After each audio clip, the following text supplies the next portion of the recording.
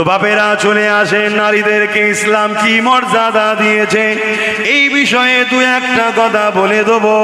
এ যুবকেরা, আল্লাহ নবী নারীদের বাবাদের কাছে গেল, এ নারীর কন্যা সন্তানের বাপেরা, কেন তোমরা নারীগুলোকে জ্যান্ত পুঁতে দিচ্ছ? তারা বলতে লেগেছে, এ আব্দুল্লাহর বেটা মুহাম্মদ, নারী হলো অশুভ, নারীরা সমাজের জন্য ফিতনা ছড়ায়, তাই নারীদেরকে বাঁচার কোনো অধিকার নাই। আল্লাহ নবী বললেন, এটা তোমাদের কাল্পনিক ধারণা, এটা তোমাদের ভুল ধারণা।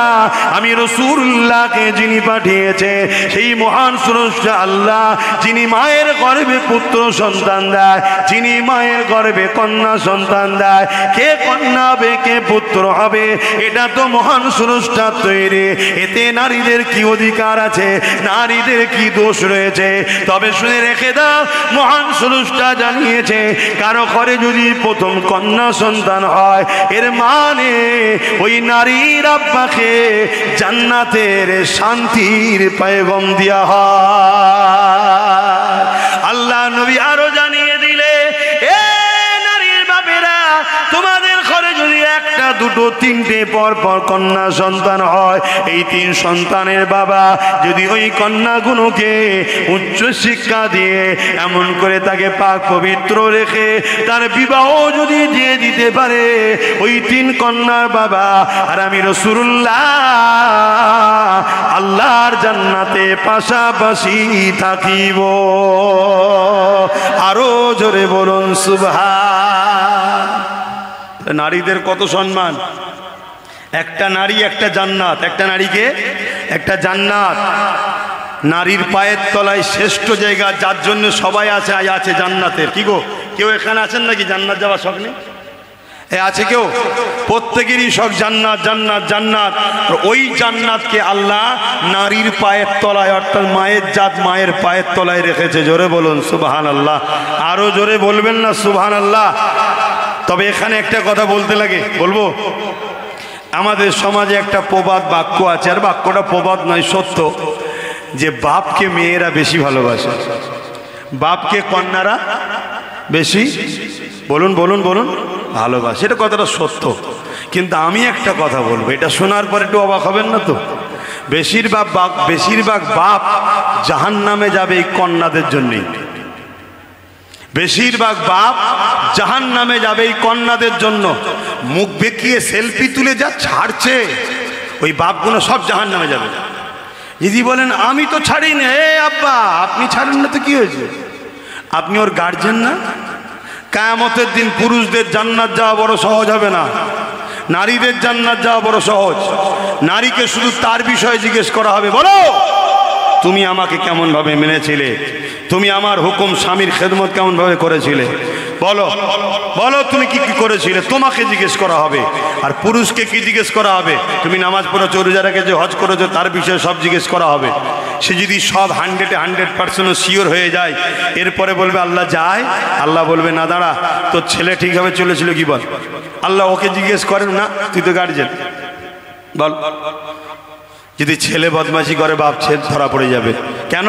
ছেলেই বলবে আল্লাহ আমি যখন ফজরের নামাজ কাজা করে শুয়ে থাকতাম বাপ তুলতো না, আমি যখন রাত্রিরে ফাংশন থেকে আসতাম বাপ তুলতো না, আমি যখন ইসলামের দুশ্মন জালিম চোর বদমাইশ নেতাদের পিছনে ঝান্ডালে ঘুরতাম আমার বাপ রুখতো না, আমার বাপ রুখতো আব্বাস সিদ্দিকীর পিছনে গেলে। অনেকে রোকে না, রোকে না? হ্যাঁ আব্বারা তৈরি হোক। আমি একটু ওপেন বলি, এজন্য অনেক উলামারাও টেনশনে পড়ে যায়, সাধারণ লোকও টেনশনে পড়ে যায়। তারা একটু ঘুরিয়ে বলে, আমার তো ঘুরানো কল নেই ভাই, আমি যা বলি ডাইরেক্ট বলি। কিন্তু আসো না, আমি যদি ভুল বলি তুমি আমায় ঠিকটা শিখিয়ে দাও না, তোমাকে আমি উস্তাদ বলে মানব। কথা বুঝছেন না, বোঝেন না? যদি কাছে আসতেও অসুবিধে হয়, কোরআন সুন্নাত দলিল দিয়ে, কোন ফতোয়ার কিতাবে আছে দলিল দিয়ে স্টাম্প মেরে ছেড়ে দাও না যে আব্বাস সিদ্দিক এই কথাগুলো ভুল বলেছে কোরআন সুন্নাহর বিরুদ্ধে। কথা বুঝছেন না, বোঝেন? তাহলে আমি সেই কিতাব খুলবো, আমারও যারা কিছু উস্তাদ হুজুর আছে যাদের সঙ্গে পড়াশোনা করেছি আমি মিলাবো, মিলিয়ে দেখি হুজুররা বলে হারে বাবা ফতোয়া ঠিকই দিয়েছে, তুই ভুল করেছিস। আমি তওবা ইস্তেগফার করলো, অসুবিধা কি আছে? আমি কি জাহান্নামে যেতে চাই নাকি? আমি তো চাই না। কিন্তু দুঃখের বিষয়, ওই চারানা আটানাগুলো শুধু লাফালাফি করছে। পুকুরে দেখবেন যারা চ্যাংচিঙে মাছ হয় তারাই বেশি লাফালাফি করে, আর বড়গুলো চুপ করে তলায় বসে থাকে। যে কোনো দলের দেখুন বড় উলামারা প্রতিবাদ করছে না, আমার সব চুপচাপ আছে। এই চারানা কোনো লাভালাভি করছে। এক কথা আমি ভুল বলছি? খেয়াল করে দেখুন। হ্যাঁ, প্রত্যেকটা দলই কম বেশি বড় বড় উলামা আছে, তাদের একটু হলেও কিতাবের জ্ঞান আছে, তারা কিন্তু চুপ করে আছে। তারা দেখছে হয়তো এত ডাইরেক্ট বলা আম মানুষ ধরতে পারবে না, উচিত নয়, তবে কিন্তু যে কথা বলেছে ভুল নয়। কথা বুঝছেন না, বোঝেন না? কিন্তু আমার বক্তব্য আবার উল্টো। আমিও তো জানতাম না কিছু, আমিও তো শিখেছি কারোর থেকে। তাহলে আপনি কিছু জানেন না, আপনাকে তো শিখতে হবে। কি শিখতে হবে না? হবে না তো যাক, এখন তো সময় বেশি নেই, কি করা যাবে? নামাজ পড়তে হবে তো। আসলে এবার শীতের বেলা, শীত না বললেও শীতকাল তো এসে গেছে। এই খোদার মার কবে ঠান্ডা আসবে আল্লাহ জানে। বাপেরা, নওজওয়ানেরা, অথচ আইয়ামে জাহিলিয়াতের যুগে যারা এক আল্লাহকে মানত না, একাধিক নকল খোদাকে মানত, নিজেদের হাতে তৈরি করা লাত উজ্জা হুবলের নাই ইত্যাদি ইত্যাদি নকল প্রভু বানিয়ে তার উপাসনা যারা করত, পৃথিবীর জমিনে তাদের চরিত্র কেমন ছিল? তারা নারী সন্তান হলে চেন্ত পুঁতে দিত। আজকে যারা ইসলামের বিরুদ্ধে মিথ্যাচার করছে, ইসলামের বিরুদ্ধে মিথ্যা কথা ছড়াচ্ছে, ইসলামের বিরুদ্ধে নোংরা কথা ছড়াচ্ছে, এই ছড়ানোটা শুরু আজ থেকে প্রথম হয়নি গো। এটা আমেরিকার বুকে হয়েছিল। আমেরিকার বুকে জর্জ ডব্লিউ বুশ ইসলামের বিরোধী করেছিল, মুসলমান দিওকে মিটিয়ে দেবে বলেছিল, আমেরিকাতে ইসলামকে রাখবে না বলেছিল। কিন্তু আমার আল্লাহ, তিনি এত মহান দয়ালু, এত শক্তিশালী, সাইয়্যিদ কাদির, জর্জ ডব্লিউ বুশের কন্যাকে ইমানের নূরে কলেমা পড়িয়ে হাফেজা বানিয়ে দিয়েছে। ইসলাম একটা আলো, ইসলাম একটা আলো। এই আলোর কাছে প্রত্যেকটা মিথ্যা, প্রত্যেকটা অসভ্যতা, প্রত্যেকটা কুসংস্কার বারবার ধরা খেচ্ছে, বেউজ্জতি হচ্ছে। সমাজের মানুষের কাছে তাদের ভণ্ডমি প্রকাশ হয়ে যাচ্ছে, তাই তারা ইসলামকে টার্গেট করে। শুনছেন তো আমার কথা? অসুবিধা হচ্ছে না তো? মন দিয়ে শোনেন। আল্লাহ আমাদেরকে কৈফিয়ত কেন ইনসাফ প্রতিষ্ঠিত করতে গিয়ে এই না ইসলাম, মানবতা, সভ্যতা, তাওহীদবাদ, রিসালাত প্রতিষ্ঠিত করতে গিয়ে আমার রাসূল পাক সাল্লাল্লাহু আলাইহি ওয়াসাল্লাম তিনি রক্তাক্ত হয়েছে, সাহাবা হুজুররা শহীদ হয়েছে, হাজারো লাখো মা, হাজারো লাখো বোন বিধবা হয়েছে, হাজারো লাখো সন্তান এতিম হয়েছে। তারপরে তোমার এই বসিরাটে মাথায় টুপি, মুখে দাড়ি, মসজিদের আজান হচ্ছে। তুমি আজ দু চারটে মাদ্রাসা করে আর মসজিদে ইমামতি করে আর দু চার ওয়াক্ত নামাজ পড়ে তুমি যদি মনে করো আমি ইসলামের বড় মহব্বতের লোক হয়ে গেছি, বন্ধু, ইতিহাস কিন্তু অনেক দূর আছে। অনেক ত্যাগের পরে, অনেক লড়াইয়ের পরে, অনেক পাহাড় পাহাড় পরিমাণ জীবন আত্মত্যাগের পরে, বলিদানের পরে এই না ইনসাফ, ইনসানিয়াত, মানবতা, নারীর অধিকার, এতিমের অধিকার, বিধবার অধিকার সমাজ পেয়েছে। কিন্তু আজ বড় দুঃখের বিষয়, আমরা মুসলিম সমাজের মানুষ, আজ আমরা দুনিয়া রুজি রুটির স্বার্থে, দুনিয়ার তথাকথিত ইসলাম বিদ্বেষী নেতাদের চাটুরি কটার করার স্বার্থে আমরা আমাদের ইসলামকে ভুলে যাচ্ছি। ইসলামের উপরে আঘাত চলছে, আমাদের খেয়াল নাই। ইসলামকে ছলে বলে কলে কৌশলে মিটিয়ে দেওয়া হচ্ছে। আমাদের সেদিকে মুসলিম সমাজের যুবকদের, মুসলিম সমাজের বাপ মা ভাই বোনেদের, উলামাদের এলিয়ে আমাদের কোনো ভাবনা চিন্তা নাই।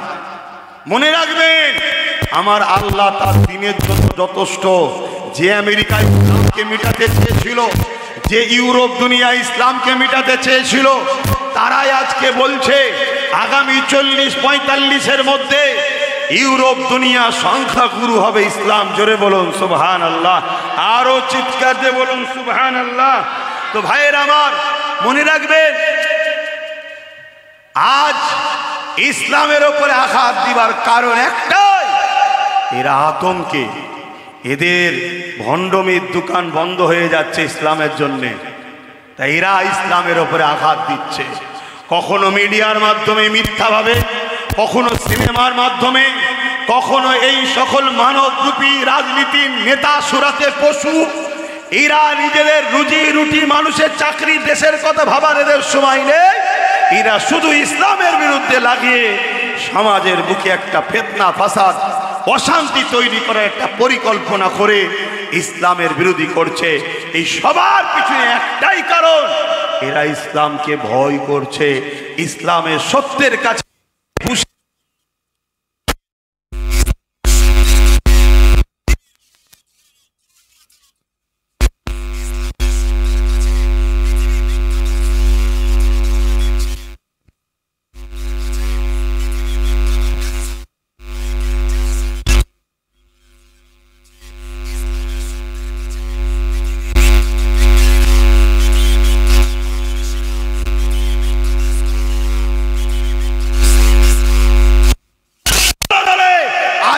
তারিখও ইসলামকে কবুল করছে। জোরে বলুন সুবহানাল্লাহ, জোরে সুবহানাল্লাহ।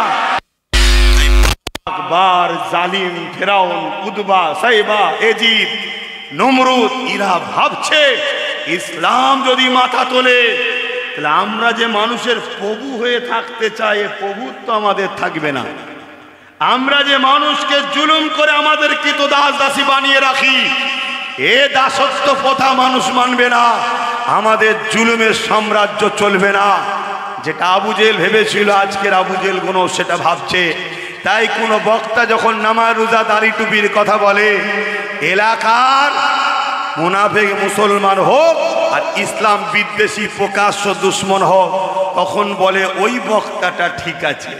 আর যখন ইসলামের বিষয়ে, যে ইসলাম বলছে কুনতুম খায়রা উম্মতি,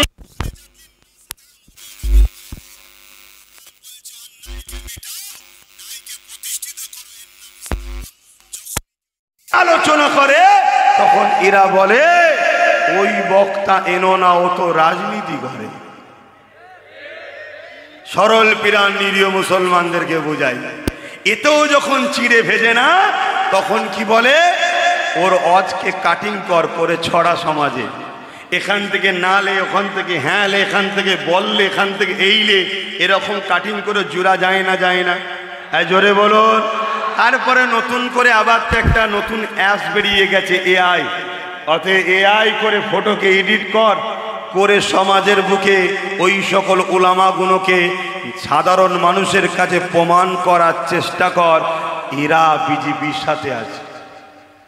এই বলে না, বলে না, একটাই কারণ, যাতে করে এদের আলোচনা শুনে মুসলিম যুবকের ছেলেরা তারা যদি গান ছেড়ে দেয়, যাত্রা ছেড়ে যায়, ফাংশন ছেড়ে দেয়, জুয়া ছেড়ে দেয়, ছেড়ে দিয়ে যদি মসজিদের দিকে চলে আসে, দিনের জন্য যদি সংগঠিত হয়ে যায়, এই ইসলামের ঘরের ছেলেগুলো যদি বুঝতে পেরে যায় যে না না, কতদিন আগ পরে দাসত্ব করব, আল্লাহ আমাদেরকে খলিফা করে পাঠিয়েছে এই জমিনের ওপরে ইনসাফ কায়েম করার জন্য, এই জমিনের ওপরে ইনসানিয়াত কায়েম করার জন্য, এই জমিনের ওপরে মানবতা প্রতিষ্ঠিত করার জন্য, এই জমিনের ওপরে খোদার্থকে খানার ব্যবস্থা করার জন্য, এই জমিনের ওপরে বিধবাদের মর্যাদা দিবার জন্য, এই জমিনের ওপরে এতিমদেরকে রক্ষা করার জন্য, এই জমিনের ওপরে সন্ত্রাস মুক্ত সমাজ গড়ো, এই জমিনের ওপরে দুর্নীতি মুক্ত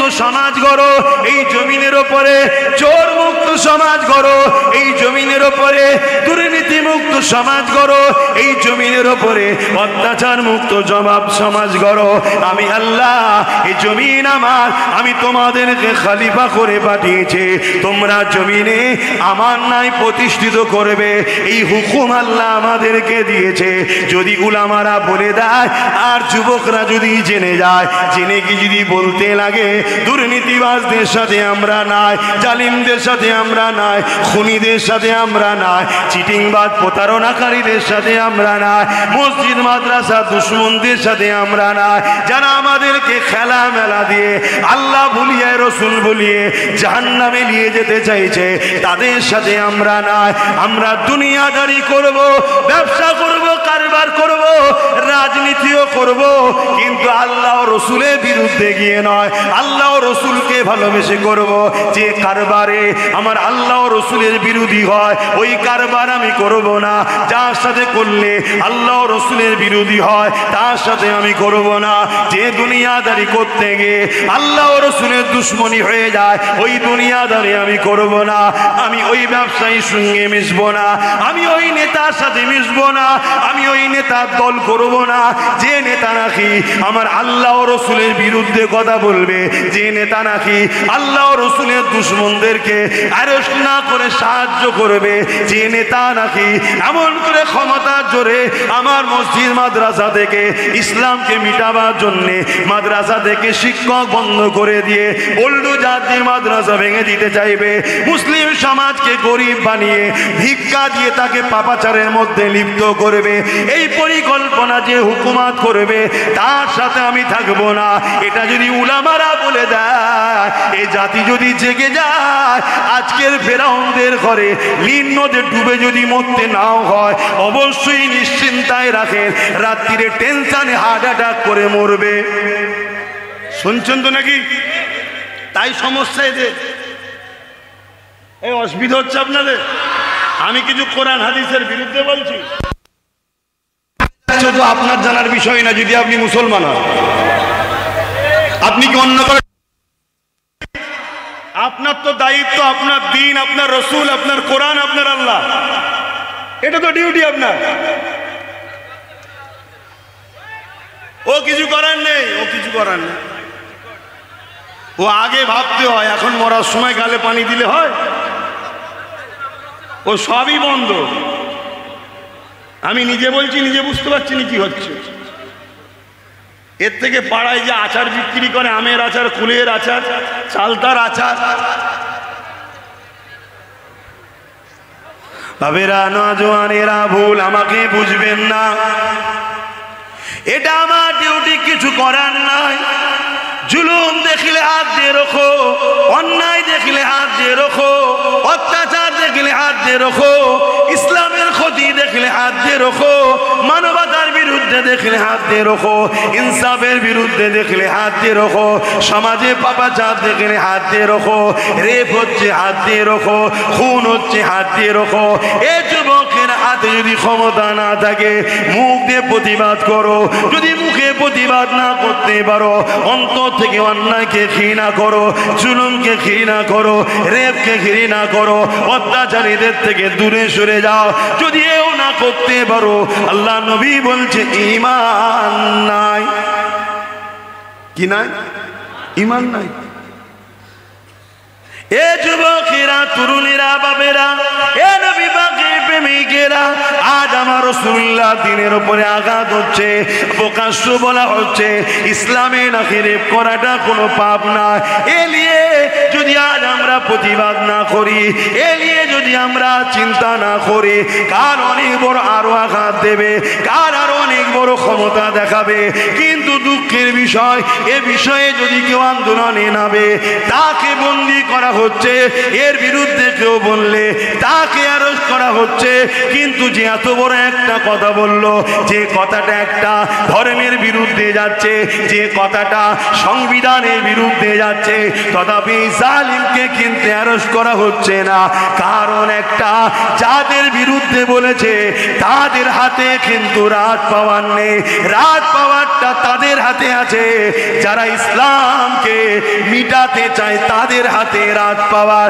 তাই তারা চায়, ঠিকই কথা তুই বলেছিস, তুই চিন্তা করিস না, তোকে আমি বন্দি করব না, তুই ঘুরে বেড়া, তোর আমি নিরাপত্তা দেবো, তোর আগে পুলিশ দেবো, পিছনে পুলিশ দেবো, তুই আগে আগিয়ে যাবি, আরো ইসলাম বিরোধী বলবি, যাতে করে মুসলমান তোর কিছুই করতে না পারে সেই ব্যবস্থাও আমি করে দেবো, কেননা ক্ষমতা আমার হাতে। আর এই মুসলমানদের উলামার একটা বড় অংশকে আমি সামান্য পয়সায় গোলাম বানিয়ে খরিদ করে রেখেছি। কথা কি ভুল হচ্ছে নাকি? অসুবিধা হচ্ছে যুবকদের, কেন যুবকগুলো গেলেই টেনশন, খুব লাপাচ্ছ ভাই আমার। মনে রেখে দিও, এই সমাজে 18, 20, 25, 30 জন ছেলে এমন ভাবেও মারা গেছে, লাশটাও তোলা যায়নি, বেলচে দিয়ে তুলতে হয়েছে। অতএব লাপাচ্ছ, লাপাও। তোমার লাপানোটা যেন ইসলাম বিদ্বেষে না হয়, তোমার লাপানোটা যেন ইসলামের বিরুদ্ধে না হয়। নিজের গুনাহ করছো, নিজের ক্ষতি করছো আলাদা বিষয়। সিনেমা দেখছো, যাত্রায় যাচ্ছ, ফাংশনে যাচ্ছ, গান শুনছো, এটা তুমি তোমার ক্ষতি করছো, এটা ইসলামের কোনো ক্ষতি নাই।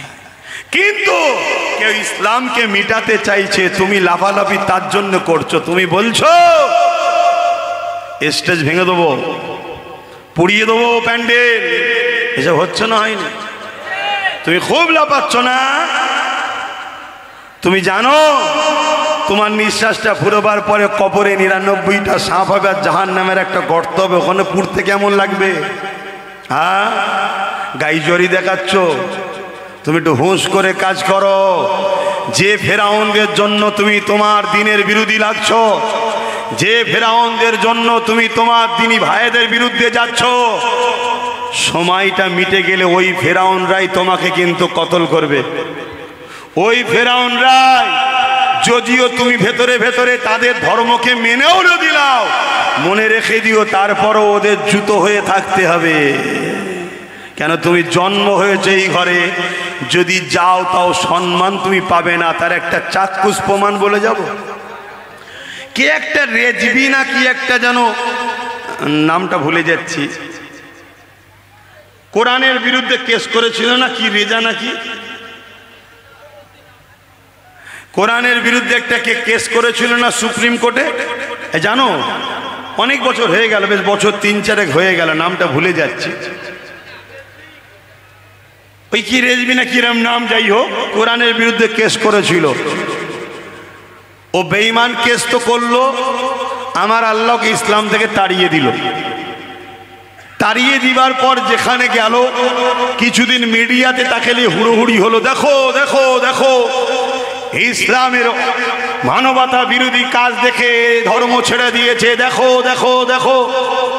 এখন কিছুদিন পরে ওই বাইট দিচ্ছে, আমি না ঘর কা না ঘাটকা ধুপি কা কুত্তা বান গায়ে। কথা বুঝছেন না, বোঝেন না? এই আমার কতই অসুবিধা হয়।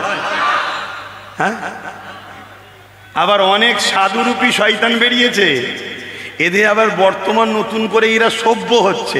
বলছে ভাষা একটু সংযত করে কথা বলা দরকার। ওদের যদি পুরাতন গুলো খোলা যায় না, এত নোংরা নোংরা ভাষা বলে রেখেছিস যে কোনো মা বোনেদের সমাজে, বাপ ভাইয়ের সমাজে একসাথে শোনা যাবে না। আমি তো বলেছি কুকুর, এ কুকুর বললে অসুবিধা আছে? হ্যাঁ, আল্লাহ কোরআনে বলেছে না বলেনি? হ্যাঁ, আল্লাহ কোরআনে বলেছে উলাইকা কাল আনআম, এক শ্রেণীর মানুষ আছে যাদেরকে আল্লাহ বলেছে চতুষ্পদ জন্তুর ন্যায়। কোরআন চতুষ্পদ জন্তু তো নাকি? কোরআন চতুষ্পদ জন্তু নয়, তাহলে কি জন্তু? চতুষ্পদ জন্তু কাকে বলে? যার 4টে পা আছে। কোরআনে তাহলে কি 5টা পা নাকি, না 3টে? কটা পা? আরে বলবেন তো, কুকুর দেখেন না নাকি? তবে আপনারা হয়তো অরিজিনাল কুকুর ভুলে গেছেন, 2 পায়ে কুকুর এত বেড়ে গেছে যে কোনটা অরিজিনাল ভুলে গেছে। এই জন্য থতমত হয়তো খেয়ে যাচ্ছে যে কি হলো বলদি, কোনটা বল দেখি, ওইটা বলছে না এইটা বলছে। স্বাভাবিক হওয়াটা স্বাভাবিক। কথা বুঝে আসছে? তোকে আল্লাহ আলেমে হাক্কানি করু, হক কথা বলবি বাবা। হ্যাঁ, পেটের জন্য হজ করবি নি, দিনের জন্য হজ করবি। অর্থ তো আল্লাহ দেবে, টাকা কে দেয়? রুজি কে দেয়? হ্যাঁ, এত পিছনে লেগেছে, তারপরও রোজ দুটো দুটো করে জলসা, আর পারছি নি, তারপরও লোক যে বলছে ওতেই কিছু একটা করতে হবে। যা বলবেন তাই, যা বলবেন তাই। কথা বুঝে আসছে না? আবার একদল বলে এই মুরিদগুলো সব অন্ধ ভক্ত, মূর্খ জাহেল। এই তোমরা মূর্খ জাহেল না, আর যারা বলে তারা খুব শিক্ষিত পণ্ডিত, তাই তো নাকি? তবে এতটুকু বলতে পারি, তোমরা অন্ধ ভক্ত মুরিদ কি জানি না, তবে তোমরা নবীর গোলাম, আল্লাহর প্রিয় বান্দাদের দলভুক্ত আছো। ইনশাল্লাহ কিয়ামত দিন তোমাদেরকে আল্লাহ ওলিদের কাতারে জান্নাত দেবে। জোরে বলুন সুবহানাল্লাহ। যারা এই বড় বড় কথা বলছে, এতটুকু বলতে পারি, এরা হলো শিক্ষিত শয়তান। কি শিক্ষিত শয়তান? আমার তিলোত্তমা বোনকে রেপ করেছিল এই ধরনের মাইন্ডের লোকেরা, যারা শিক্ষিত কিন্তু মানবরূপী পশু। এই তিলোত্তমাকে কোনো কি মূর্খ লোকেরা করেছে নাকি? শিক্ষিত ডাক্তার, ওরে বাবা, যাকে ধরা পড়েছে ও তো শাঁকের করা, ওকে ফাঁসানো হয়েছে, তা বলে ও পাপ করে না, এটা বলবো না। ও ছোটোখাটো খিলাড়ি, ও ছিল ওর মধ্যে, কিন্তু ছোটোখাটো বোয়াল মাছ অনেক আছে, সব বোয়াল মাছ জাল ছিঁড়ে বেরিয়ে চলে গেছে। কথা বুঝছেন তো নাকি? যাক, এখন ওই দিকে আর যাচ্ছি না। তা আমি কি কথা বলছিলাম? আল্লাহ কোরআনে বলল চতুষ্পদ জন্তুর নাই। কারা? যারা কান থাকতো সত্য শোনে না, চোখ থাকতো সত্য দেখে না, হাত থাকতো সত্যের পক্ষে কাজ করে না, পা থাকতো সত্য পথে চলে না, জবান থাকতো সত্য কথা বলে না, এদেরকে আল্লাহ বলছে উলাইকা কাল আনআম, এরা চতুষ্পদ জন্তুর নাই। কুকুরও, গাধা, শুয়োর, খিঞ্জিল, এরা সব চতুষ্পদ জন্তুর মধ্যে পড়ে। আল্লাহ এটা বলে আবার কি বলছে জানেন? বালহুম আদাল, চতুষ্পদ জন্তুর থেকেও এরা নিকৃষ্ট। কথা কিছু বুঝে আসছে? আমি তো তবু একটু মান রেখে নাম দিয়েছি, একটু নাম দিয়েছি। যা আকাশেন বাপেরা মনে রাখেন, আইয়ামে জাহিলিয়াতের যুগে নারীদের ওপরে কত জুলুম অত্যাচার হতো। নারীগুলোকে জেন্ত তার বাপেরা পুঁতে দিত। আল্লাহ নবী এমন করে মক্কা জমিনে এসে নারীদের বাবাদেরকে বুঝিয়েছে, এ নারী কন্যার বাপেরা, নারীগুলোকে জেন্ত কেন পুঁতে দিচ্ছ? যারা নারীদেরকে জেন্ত পুঁতে দিত তারা কেউ এক আল্লাহ মাননেওয়ালা ছিল না গো। আজকেও যারা নারীদের উপরে জুলুম করে তারা কখনো এক আল্লাহকে মাননেওয়ালা হতে পারে না।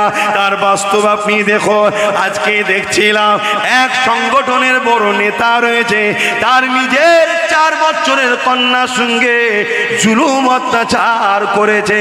এ যুবকেরা, তরুণেরা, বাপেরা মনে রাখবেন, ইসলাম থাকলে সভ্যতা থাকবে, ইসলাম থাকলে নারীর অধিকার থাকবে, ইসলাম থাকলে মানবতা থাকবে, ইসলাম থাকলে ইনসানিয়াত থাকবে, ইসলাম থাকলে নারীর অধিকার থাকবে, ইসলাম থাকলে খোদার তো খানা পাবে, ইসলাম থাকলে সমাজে বড় ছোট নিচু জাত উঁচু জাত এসব কিছু হবে না, মানুষে মিলেমিশে থাকবে। তাই মায়েদেরকে বলি, সামান্য ভিক্ষা নিয়ে ইসলামের দুশ্মনদের সঙ্গে মিশে ইসলামকে মিটিয়ে দেও না গো। সন্তানগুলোকে মায়ের ঘরে বলবো ইসলামের শিক্ষা দাও। হ্যাঁ, ডাক্তার বানাও, কিন্তু ইসলামের শিক্ষা দিয়ে বানাও, নাই তোমার সন্তানটা ডাক্তার হবে ঠিকই, অপর দিকে সে কসাই টাইপের হবে। অনেক ডাক্তার আছে, কসাই আছে না? নাই? হ্যাঁ, অর্ধেক কেটে দিয়ে রক্ত অবস্থায় বেরিয়ে পড়ে, হ্যাঁ টাকা জমা দিছিস? আমি ভুল কথা বলছি না। আমার মা বোনেরা এত ওপেন কেন? আমি তো খেয়াল করিনি।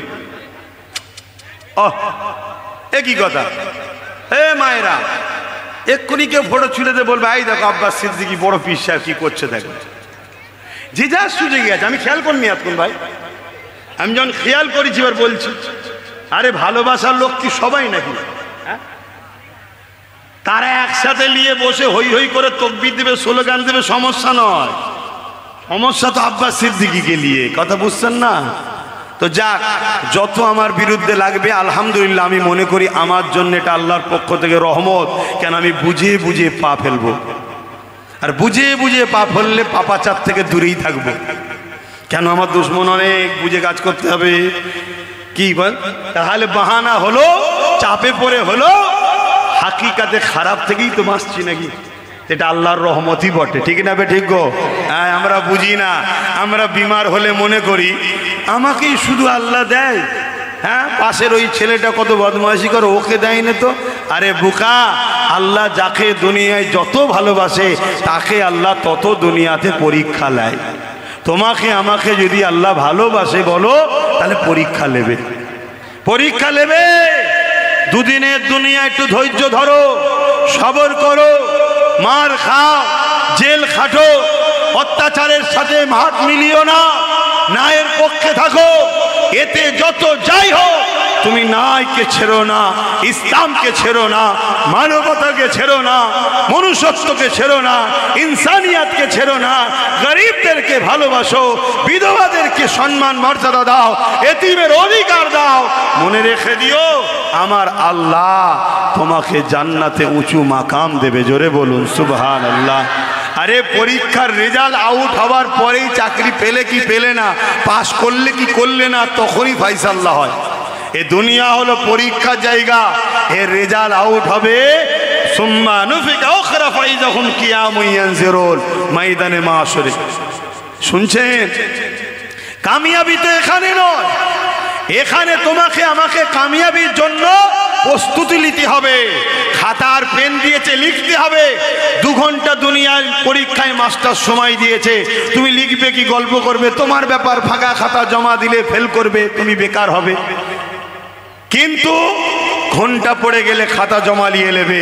আল্লাহ কাউকে 30, কাউকে 40, কাউকে 50, কাউকে 60, কাউকে 70, কাউকে 80 এরকম হায়াত দিচ্ছে। যেমন আজকে আস্তে আস্তে শুনলাম বাদুরিয়ার একটা 29 বছরের ছেলে কাছ থেকে পড়ে আজকে ইন্তেকাল হয়ে গেছে। ওর 29 বছর ছিল, আমার কত বছর ছিল আমি জানি না, কত বছর আছে, হয়তো আজকেই আমার শেষ হয়ে যেতে পারে।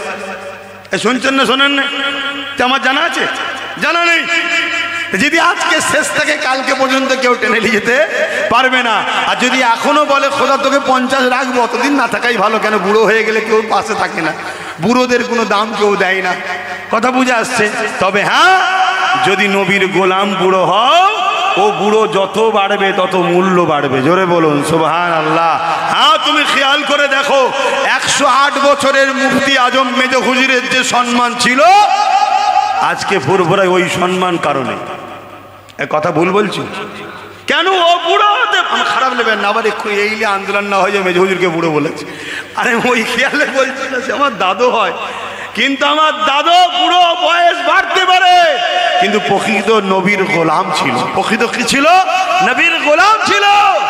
এক ঝলক দেখার জন্য, হাতে কিছু নজরানা দিয়ে একটু নিজেকে ধন্য মনে করার জন্য মানুষ হাফ কিলোমিটার 1 কিলোমিটার লাইন দিত 3 দিন ইসালে সাহাবে। ভুল বলছি?